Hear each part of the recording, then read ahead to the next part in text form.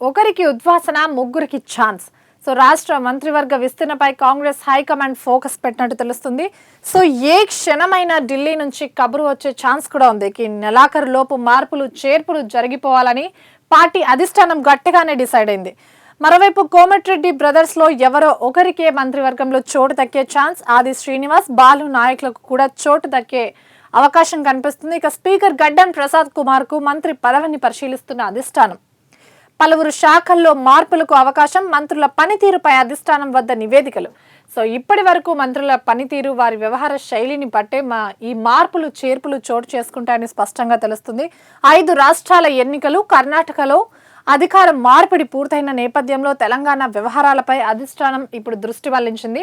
So దీనికి సంబంధించి ఇందాక చూసుకున్నాం అవినీతి తిమింగలం.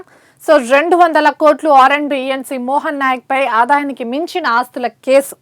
సో హైదరాబాద్, నిజామాబాద్ సహా ఒకే చోట సుమారు 16 చోట్ల తనిఖీలు కూడా నిర్వహించింది ఏసీబీ. వ్యవసాయ భూములు, ప్లాట్లు, విల్లా, నగదు, బంగారం గుర్తించింది. ఇక ఇప్పటి వరకు గుర్తించిన ఆస్తుల విలువ సుమారు 17,94,00,000 ఉన్నట్టు కూడా అధికారులు తెలిపారు. మార్కెట్లో వీటి విలువ సుమారు 200 కోట్ల వరకు ఉండొచ్చు అంటూ కూడా అంచనా వేశారు.